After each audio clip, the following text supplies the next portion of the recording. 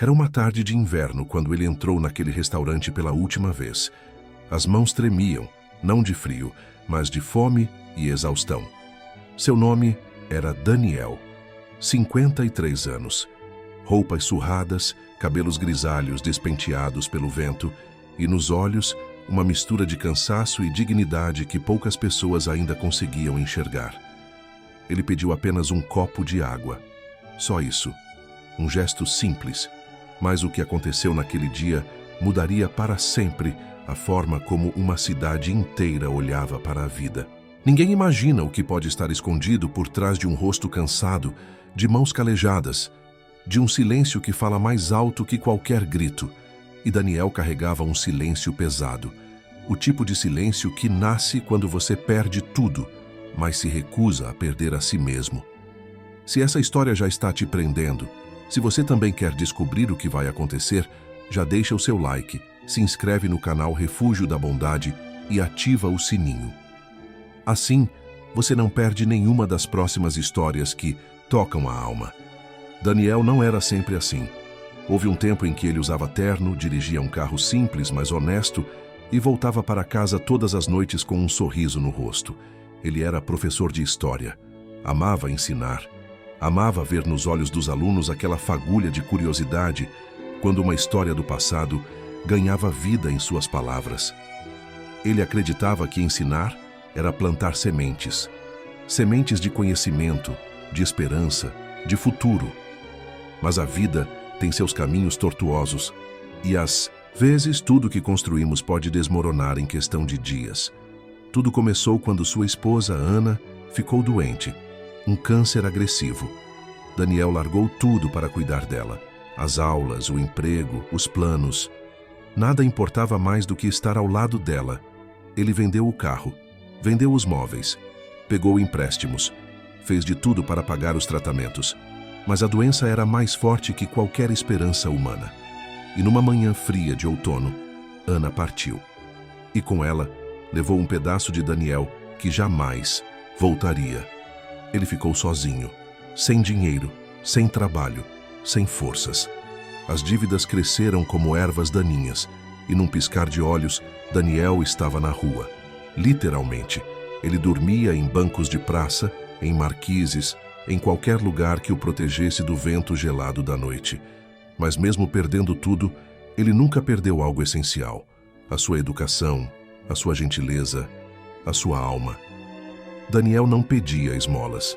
Ele pedia água, pedia restos de comida e sempre agradecia com um obrigado que vinha lá do fundo do peito. Sempre olhava nos olhos de quem o ajudava. Sempre sorria, mesmo quando não havia motivo algum para sorrir. Naquela tarde de inverno, ele entrou no restaurante Bela Vista, um lugar sofisticado no centro da cidade. Não era o tipo de lugar onde ele costumava entrar, mas a sede era tanta, a fraqueza tão grande, que ele simplesmente atravessou a porta e se aproximou do balcão. Com a voz baixa, quase envergonhada, ele pediu: "Por favor, um copo de água?" O garçom olhou para ele de cima a baixo. O nariz torceu. Os olhos julgaram. E então, com um tom ácido, respondeu: "Aqui não é abrigo, velho. Sai daqui antes que eu chame a segurança." Daniel apenas abaixou a cabeça. Não discutiu, não gritou. Ele simplesmente virou as costas e começou a caminhar em direção à porta. Mas antes que pudesse sair, uma voz firme cortou o ar. "Espera." Era o dono do restaurante. Um homem de uns 40 e poucos anos, cabelos escuros, terno impecável. Ele estava sentado numa mesa no canto, observando tudo. Levantou-se devagar e caminhou em direção a Daniel. O garçom empalideceu. Os outros clientes pararam de comer. O dono olhou para Daniel por um longo momento. E então, algo mudou em seu rosto. Seus olhos se encheram de lágrimas. Ele estendeu a mão. "Professor Daniel." O silêncio que tomou conta daquele restaurante foi ensurdecedor. Daniel ergueu os olhos confuso. E então, lentamente, começou a reconhecer aquele rosto. "Rafael", sussurrou quase sem acreditar. "Sou eu, professor, sou eu." Rafael era um dos alunos de Daniel. 20 anos atrás, um garoto pobre que morava na periferia, que muitas vezes ia para a escola sem ter comido. Rafael era quieto, tímido, mas brilhante. E Daniel viu isso. Ele viu quando ninguém mais via. Ele conversava com Rafael após as aulas, emprestava livros, pagava lanches escondido, e um dia, quando Rafael pensou em desistir da escola para trabalhar, foi Daniel quem segurou sua mão e disse: "Não desiste, Rafael. Você tem um futuro pela frente. Eu acredito em você." Aquelas palavras salvaram a vida de Rafael. Ele continuou estudando. Passou no vestibular, formou-se em administração. E anos depois, abriu aquele restaurante, o Bela Vista. Ele venceu. E nunca, jamais, esqueceu quem acreditou nele quando ninguém mais acreditava. E agora, ali estava ele. O homem que mudou sua vida. Mas não estava mais de terno. Estava em trapos. Estava com fome. Estava pedindo água. Rafael não conseguia falar. As lágrimas escorriam pelo seu rosto. Ele abraçou Daniel com força, como se estivesse abraçando o pai que nunca teve. "Professor, o que aconteceu com o senhor?"